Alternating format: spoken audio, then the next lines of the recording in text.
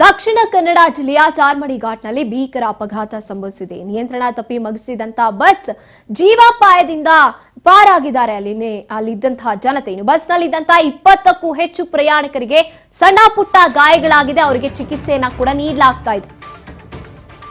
ದಕ್ಷಿಣ ಕನ್ನಡ ಜಿಲ್ಲೆಯ ಚಾರ್ಮಡಿ ಘಾಟ್ನಲ್ಲಿ ಅಪಘಾತ ನಡೆದಿರುವಂತದ್ದು. ನಿಯಂತ್ರಣ ತಪ್ಪಿ ಮಗುಚಿಕೊಳ್ಳುತ್ತೆ ಬಸ್, ಆದ್ರೆ ಜೀವ ಅಪಾಯದಿಂದ ಪಾರಾಗಿದ್ದಾರೆ. ಬಸ್ನಲ್ಲಿ 20ಕ್ಕೂ ಹೆಚ್ಚು ಪ್ರಯಾಣಿಕರಿದ್ರು. ಸಣ್ಣ ಪುಟ್ಟ ಗಾಯಗಳಾಗಿದೆ. ದಕ್ಷಿಣ ಕನ್ನಡ ಜಿಲ್ಲೆಯ ಚಾರ್ಮಡಿ ಘಾಟ್ನಲ್ಲಿ ನಡೆದಿರುವಂತಹ ಅಪಘಾತ ಇದು. ನಿಯಂತ್ರಣ ತಪ್ಪಿ ಬಸ್ ಪಲ್ಟಿ ಹೊಡೆದಿದೆ. ಇನ್ನು ಗಾಯಾಳುಗಳನ್ನ ಸ್ಥಳಾಂತರ ಕೂಡ ಮಾಡಲಾಗಿರುವಂತದ್ದು. ಚಾರ್ಮಡಿ ಘಾಟ್ನಲ್ಲಿ ಕಿರ್ಚಾಟ, ಹಾಹಾಕಾರ ಕೇಳಿ ಬರ್ತಾ ಇದೆ.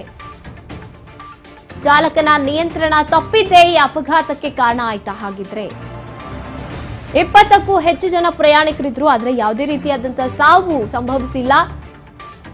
ಪ್ರಾಣಾಪಾಯದಿಂದ ಪಾರಾಗಿದ್ದಾರೆ. ಆದ್ರೆ ಸಣ್ಣ ಪುಟ್ಟ ಗಾಯಗಳಾಗಿರುವಂತದ್ದು ಬಸ್ನಲ್ಲಿದ್ದಂತಹ ಜನತೆಗೆ. ಅವರನ್ನ ಸ್ಥಳಾಂತರಿಸಲಾಗಿದೆ, ಸೇಫ್ ಆಗಿದ್ದವ್ರನ್ನ. ಇನ್ನು ಸಣ್ಣ ಪುಟ್ಟ ಗಾಯಗಳಾಗಿದ್ದಂಥವ್ರನ್ನ ಆಸ್ಪತ್ರೆಗೆ ಕೂಡ ದಾಖಲಿಸಲಾಗಿದೆ.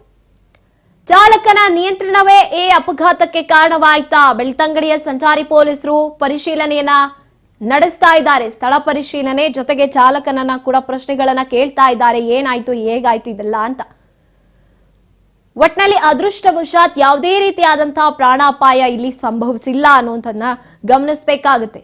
ಚಾರ್ಮಡಿ ಘಾಟ್ ಅಂದ ತಕ್ಷಣ, ಈ ಘಾಟ್ ಅಂತ ಅಂದಾಗ್ಲೇ ಒಂದ್ ರೀತಿಯಾಗಿ ಭಯ ಹುಟ್ಟುತ್ತೆ. ಅಲ್ಲಿ ಓಡಾಡುವಾಗ ಎಷ್ಟು ನಾವು ಕೇರ್ಫುಲ್ ಆಗಿರ್ತೀವೋ ಅಷ್ಟೇ ಒಳ್ಳೆಯದು.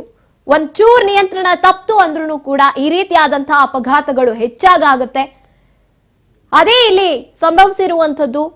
ಇಡೀ ಬಸ್ ಉಲ್ಟಾ ಬಿದ್ದಿದೆ ಅಂದ್ರೆ ಲೆಕ್ಕ ಹಾಕಬೇಕಾಗುತ್ತೆ. ಚಾರ್ಮಡಿ ಘಾಟ್ ಅದು ಕೂಡ. ಚಾಲಕನ ನಿಯಂತ್ರಣನೇ ಈ ಒಂದು ಘಟನೆಗೆ ಕಾರಣ ಆಯ್ತಾ ಅಂತ ಪರಿಶೀಲನೆಯನ್ನ ನಡೆಸ್ತಾ ಇರುವಂಥದ್ದು. ಜೀವಾಪಾಯದಿಂದ ಪಾರಾಗಿದ್ದಾರೆ. ಚಾಲಕನು ಸೇಫ್ ಆಗಿದ್ದಾನೆ. ಜೊತೆಗೆ 20ಕ್ಕೂ ಹೆಚ್ಚು ಜನ ಪ್ರಯಾಣಿಕರಿದ್ರು ಆ ಬಸ್ನೊಳಗೆ, ಅವರು ಕೂಡ ಸೇಫ್ ಆಗಿದ್ದಾರೆ. ದಕ್ಷಿಣ ಕನ್ನಡ ಜಿಲ್ಲೆಯ ಚಾರ್ಮಡಿ ಘಾಟ್ನಲ್ಲಿ ನಡೆದಿರುವಂತಹ ಅಪಘಾತ ಇವತ್ತು.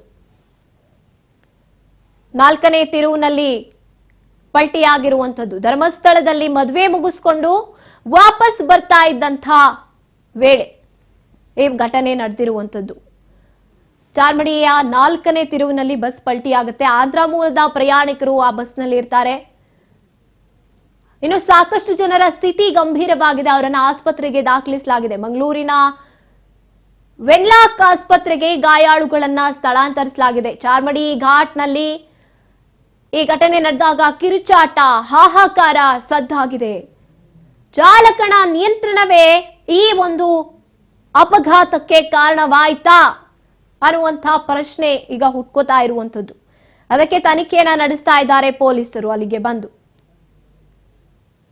ಮದ್ವೆಗೆ ಅಂತ ಹೋಗಿರ್ತಾರೆ ಆಂಧ್ರ ಮೂಲದವರು. ಅದರಲ್ಲಿ ಇದ್ದಂತಹ ಜನ ಎಲ್ಲರೂ ಕೂಡ ಮದ್ವೆ ಮುಗಿಸ್ಕೊಂಡು ಧರ್ಮಸ್ಥಳದಲ್ಲಿ ವಾಪಸ್ ಆಗ್ತಾ ಇದ್ದಂತಹ ಸಂದರ್ಭದಲ್ಲಿ ಘಟನೆ ನಡೆದಿರುವಂತದ್ದು.